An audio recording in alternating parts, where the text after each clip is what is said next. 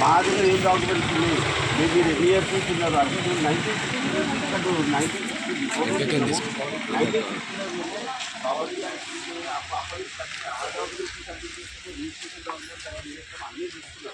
నేను దీన్ని ఎగ్జామిన్ చేసి నేను పూర్తి సబ్మిట్ చేస్తా 26 వరకు అని చెప్పేసి 26 జనవరి అయితే మాకు 12th మీరు ఇచ్చింది జనవరి 26 నాకు సబ్మిట్ చేసేది 25th మాకు నోటీస్ పంపించి 26 27 హాలిడే నిన్న మార్నింగ్ వచ్చి కూలగొట్టాయి ఫ్రైడే ఏ టైంలో కూలగొట్టింది మార్నింగ్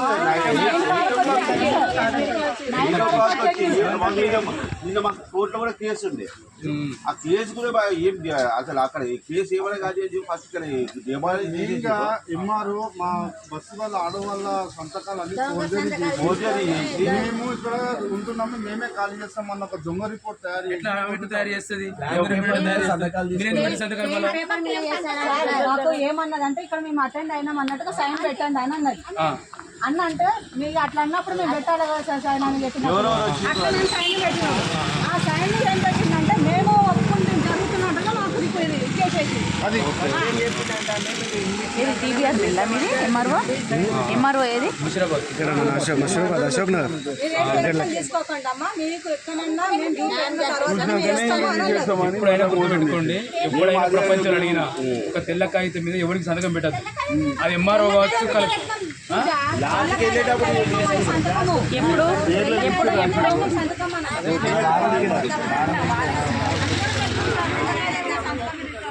మొత్తం ఎన్ని కుటుంబాలు 23 ఇండ్లు అందులో 68 కుటుంబాలు ఇద్దరు ముగ్గురు ఫ్యామిలీస్ ఉన్నారు. మీరందరూ ఏం పని చేస్తారు ఇక్కడ ఇంట్లో ఇంకా మళ్ళీ 23 ఇళ్ళలో 4 రిజిస్ట్రేషన్లు 3 ట్యాక్సీలు కట్టేవి వాటర్ బిల్లులు ఉన్నాయి కరెంట్ బిల్లు ఉన్నది 4 రిజిస్ట్రేషన్లు ఉన్నాయి రిజిస్టర్ డాక్యుమెంట్లు కూడా ఉన్నాయి ఏమనికి రావా గవర్నమెంట్ రిజిస్ట్రేషన్ ఎట్లా చేసింది వాటర్ బిల్లు ల్యాండ్ ఎవరిది ఇది ల్యాండ్ ఎవరిది ప్రైవేట్ ల్యాండ్ అగ్రికల్చర్ ల్యాండ్స్ ఉండండి ఇవన్నీ ఓకే సార్ అగ్రికల్చర్ లేబరర్స్ వాళ్ళు ఓనర్స్ ఏం చేసి ల్యాండ్ హౌస్ షెల్టర్ ఇచ్చారు ఆ షెల్టర్ అప్పటి నుంచి 80 ఏళ్ళ నుంచి 80 ఏళ్ళ ముందు నుంచి ఉన్నాయి అన్ని కండిషన్లు అన్ని పొలాల పనులు ఉన్నాయి పొలాలలో వెళ్తారు ఆ లేబర్స్ ఓనర్స్ ల్యాండ్ హౌస్ ఇచ్చారు అది అక్కడ కటింగ్ అవుతుంది అప్పుడు ఇది సందుండే లేనుండే దాన్ని రాను కాలనీలో పడ్డాక ఇప్పుడు ఇంటి మాకు రోడ్ అని చెప్పి రోడ్లు చేసి ఆఖరికి వాళ్ళకి చెప్పినాం కూడా ఇది రోడ్ కాదు ఇక మేము ఇప్పుడు తీసుకునేది కాదు రోడ్ అక్రోషాన్ని ఎంత చేస్తారు అని 80 ఏళ్ళ కింద రోడ్ ఫుట్పాత్ ఏడు ఉన్నది అప్పుడు రోడ్లు ఏడు ఉన్నాయి అని అడిగి చెప్తే అప్పుడు వాళ్ళు గమనించుకున్నారు మళ్ళీ తర్వాత ఇప్పుడు ఇది అందరు ఈజీ అని అనుకుంటారు మీరు రోడ్డు కోసం రోడ్ ఎంక్రోచ్మెంట్ చేసుకున్నప్పుడు మాకు వేరే దగ్గర ఇచ్చి మా దగ్గర తీసేయాలి కదా సార్ అవును మాకు ఏమి పునరావాసం ఏం కల్పించకుంటే ఇట్లా సడన్ గా తీసేయడం మాకు అదే రోడ్ డెవలప్మెంట్ అని అంటే ఇది 60 ఏళ్ళ నుంచి ఉన్నారు సార్ ఇక్కడ కట్టెల మండీలు ఉన్నాయి మళ్ళీ 60 ఏళ్ళ నుంచి ఇక్కడ రాత్రిలో డీసీఎంలో వస్తే అన్నీ వస్తే ఇన్ని ఏళ్ళలో ఎప్పుడు అప్డేషన్ కాలేదు ఇప్పుడు సడన్ గా ఎందుకు ఇంత ప్రాబ్లం సడన్ డిసిజన్ లేదు మళ్ళీ దీని ఎంత ఎవరైనా ప్రభుత్వాలు పెద్ద లోకల్ పొలిటీషియన్లు ఉన్నారు బిజినెస్ మ్యాన్లు ఉన్నారు మళ్ళీ వాళ్ళ ప్రెషర్తో ఏమైనా కావాలనేది ఇది ఇస్తేనే కదా వాళ్ళకు కూడా ప్రాపర్టీ వాల్యూ అనేది పెరుగుతుంది డెవలప్మెంట్ అనేది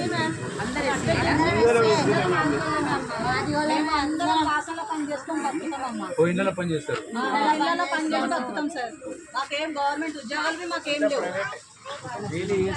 ఏ రోజు కష్టం చేస్తే ఆ రోజు పొట్ట కట్టుకున్న రోజు రాత్రి అంటే ఇక్కడ సామాన్లు ఉన్నాయి కదా సార్ ఇక్కడ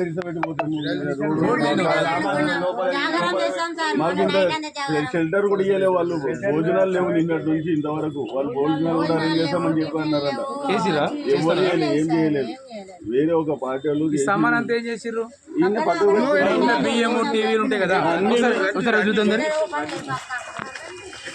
వీటి మీద కింద ఈ స్థితిల కింద అది చూడండి మాది మొత్తం ఎట్లా పడితే అట్లా తీసేస్తాం మా సామాన్ అంతా నాశనం అయింది ఇక్కడ అక్కడ మొత్తం అంతా అక్కడక్కడ పెట్టుకున్నాం. ఇదండి కదా పోయి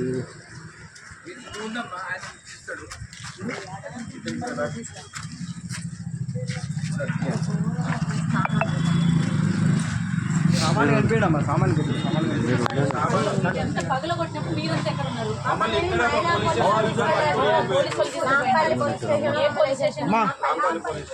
మిమ్మల్ని అంతా పోలీసులో పెట్టి మొత్తం కులగొట్టారు.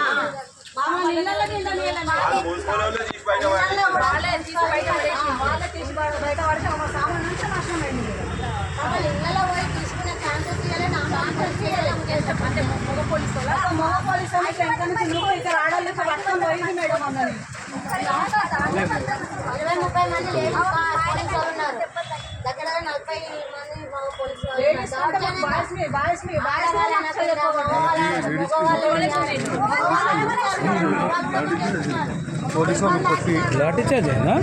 ఇంకా వీరుకుండా తీసుకెళ్ళినారు సార్.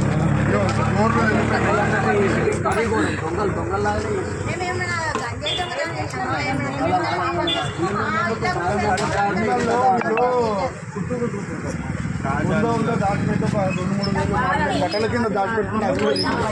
ఎవరికి అభిమానం ఉండే అది కూడా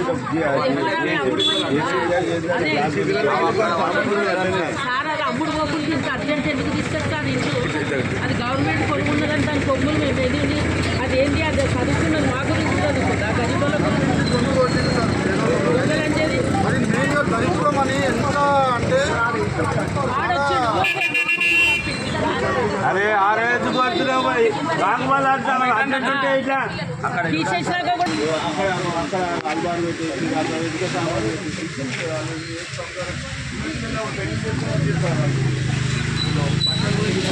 మూటలు కట్టుకోలేదు.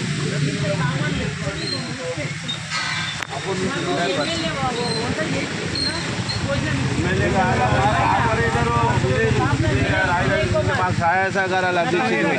ఆడైతే పత్తలేడు ఆడు ఎమ్మెల్యే. ఇప్పుడు ఈయన కోదంటే వచ్చింది అదే ఏమన్నాడు? ఆయన పడిపోయింది. ఆయన కూడా తీసుకోపోయాడు. కాంగ్రెస్ పార్టీ కదా ఆయన. మాట్లాడుతుంటే కూడా దొబ్బేసి సిద్ధపడేసి 80 ఏళ్ళ నుంచి పైగా మీకు చూపించాలి ఒక డాక్యుమెంట్ ఇచ్చేసి ఫోటో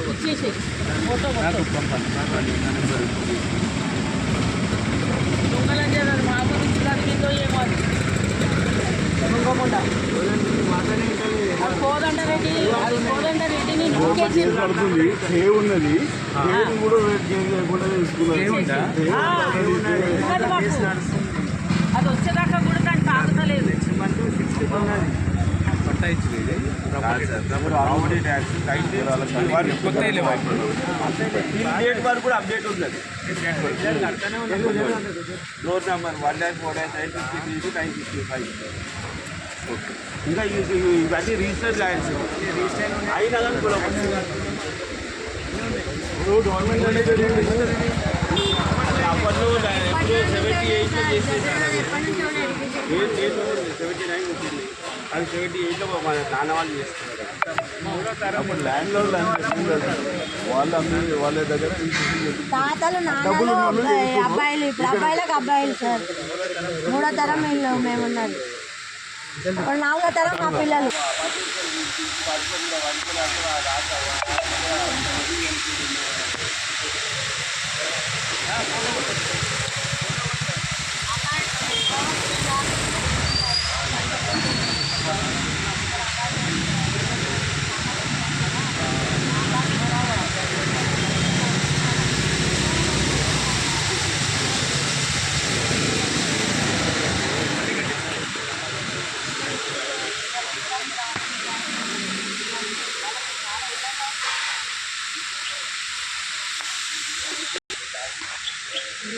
మనం ప్రస్తుతం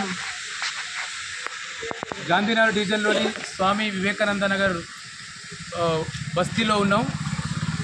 ఇక్కడ రోడ్డును ఆక్రమించారని చెప్పి ఇక్కడ రెవెన్యూ అధికారులు హుస్నాబాద్ తహసీల్దారు వెంకటలక్ష్మి ఆధ్వర్యంలో మొత్తం దాదాపు ఒక 23 ఇండ్లను బలవంతంగా కూలగొట్టి 68 కుటుంబాలను రోడ్డు పాలు చేశారు. ఈ అన్యాయమైన ఈ దౌర్జన్యాన్ని దళిత భోజన ఫ్రంట్ తీవ్రంగా ఖండిస్తూ ఉంది. ఒకవైపు ఏమో స్మార్ట్ సిటీ చేస్తామని చెప్తున్న పాలకులు ఇవాళ 80 ఏళ్ళ నుంచి ఇక్కడ నివసిస్తున్నారు, 80 ఏళ్ళ నుంచి ఇక్కడ ఉంటున్నారు. వీళ్ళంతా గృహ కార్మికులు, ఇళ్లలో పనిచేసుకుంటారు, ప్రైవేట్ ఉద్యోగాలు చేసుకుంటారు. బలవంతంగా కూల్చేయడం మూలంగా వీళ్ళు రాత్రంతా రోడ్డు మీద అపార్ట్మెంట్లో నిద్రాహారాలు మాని ఉండాల్సిన పరిస్థితి వచ్చింది. ప్రభుత్వం నిజంగా కూల్చేయాలనుకుంటే, రోడ్డును బాగు చేయాలనుకుంటే వీళ్ళకు డబుల్ బెడ్రూమ్లో లేకపోతే ఇక్కడ ఇల్లు కట్టించిన తర్వాత, షెల్టర్ ఇచ్చిన తర్వాత చేయాల్సిన పని ఇది చేయకుండా, వీళ్ళకు ఒక నివాసాలను ఏర్పాటు చేయకుండా 61 నుంచి వీళ్ళు ట్యాక్స్ కడుతూ ఉన్నారు. ప్రాపర్టీ ట్యాక్స్ ఉన్నది. ఇది కోర్టు కేసులో ఉంది. కోర్టు కేసులు సాకుగా చూపెట్టి వల్ల 23 ఇళ్లను బలవంతంగా కూలగొట్టారు. 68 కుటుంబాలు రోడ్డు పాలు చేశారు. ఈ చర్యను మేము తీవ్రంగా ఖండిస్తూ ఉన్నాం. వెంటనే ప్రభుత్వం జోక్యం చేసుకొని, ముఖ్యమంత్రి జోక్యం చేసుకొని, ఇది నగరం నడిబొడ్డున ఉన్నది. అసెంబ్లీకి కూతవేడు దూరంలో, సెక్రటరియట్కు కూతవేడు దూరంలో పేద ప్రజలపైన, ముఖ్యంగా వీళ్ళందరూ దళితులపైన ఒక దౌర్జన్యం చేయడానికి మేము ఇవాళ తీవ్రంగా ఖండిస్తూ ఉన్నాం. వీళ్ళకు పర్మనెంట్ ఇల్లు కట్టించేంత వరకు ప్రభుత్వం ఒక తాత్కాలిక షెల్టర్ ఏర్పాటు చేయాలి. వీళ్ళకు తిండి ఇవన్నీ సంబంధించిన ఆహారాన్ని కూడా ఏర్పాటు చేయాలి. రోడ్ల మీద పిల్లలతోటి ముసలి తల్లులు రోడ్ల మీద తల్లిలో ఉన్నారు. ఎంత ముసలు అంటే వీళ్ళు ఇండ్లను కూలగొట్టిరు, కానీ గుడిని కూలగొట్టలేదు. వీళ్ళకు దేవుని మీద ఉన్న నమ్మకము, ఇక్కడ ప్రజల మీద వీళ్ళకు నమ్మకం లేదు. అంటే ప్రజలు రోడ్డు పాలు చేయొచ్చు అనేది ఒక ఏదైతే అహంకారం ఉందో పాలకులకు ఉంది. మేము ఇవాళ ప్రధానంగా అనుకుంటాం, ఇక్కడ ఉన్న ఈ కంపెనీలు ఉన్నాయి, రకరకాల మిషన్లు ఉన్నాయి, వీళ్ళందరికీ కోసం చేసేయడానికి ఇవాళ చేసినట్టు రోడ్డు ఆల్రెడీ 20 ఫీట్ రోడ్డు ఉంది. ఈ రోడ్డు సరిపోలేదు, బస్తీ రోడ్డు. ఇదే మన మెయిన్ రోడా కానీ అంటే రోడ్డు మొత్తం సబ్జెక్షన్ చెప్పి కూలగొట్టినది తీవ్రంగా ఖండిస్తూ ఉన్నాం. వీళ్ళకి తాత్కాలిక షెడ్ ఏర్పాటు చేయాలి, వీళ్ళకి తాత్కాలిక నివాసాలు ఏర్పాటు చేయాలి, వీళ్ళకు ఆహారాన్ని తిండిని వెంటనే ఏర్పాటు చేయాలి. రోడ్డు పాలు చేయడం అనేది తగదు అని చెప్పి మేము కోరుతా ఉన్నాం. మీరు ఒక పని చేయండి, ఏం చేస్తారంటే చేసిరు కదా, నేనే నివాసాలు ఏర్పాటు చేసుకో మన ఏమైందంటే మళ్ళీ మీకు ప్లేస్ లేకుండా పోతుంది. కనీసం మామూలుగా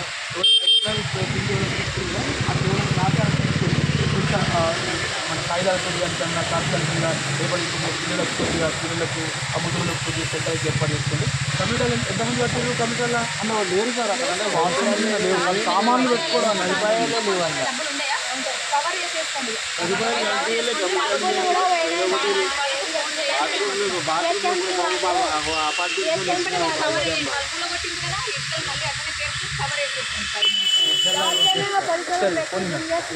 బాత్రూమ్